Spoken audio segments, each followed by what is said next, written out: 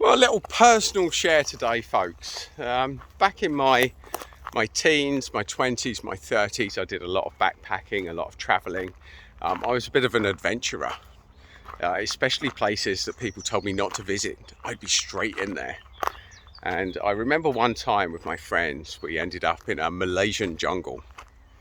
And we hadn't got a guide, and we had this little map that was massively out of scale. It was one sheet of A4, and it made it look like this was a little stroll that would just take a couple of hours.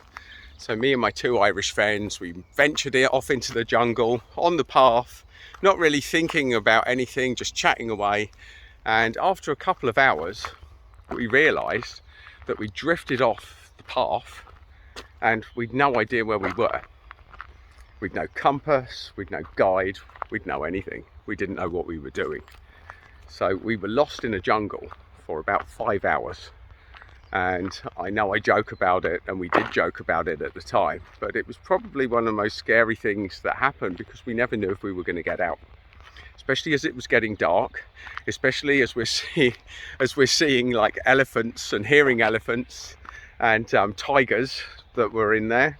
We're also covered in leeches that were dropping off the trees, and apparently there were piranhas in the river as well. So we were told this when we were swimming in it. So it was a fairly interesting experience. And like in life, sometimes you can find yourself in places that are undesirable, and it's certainly that in business as well.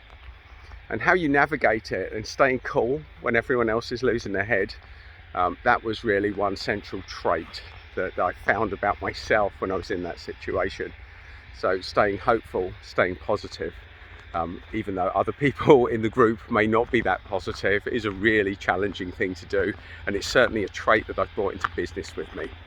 So stay positive, folks. Have a great Easter, and it's a jungle out there. Don't get lost in it. And if you're ever literally lost in a jungle, stay positive, my friends, because it's all you've got in that environment.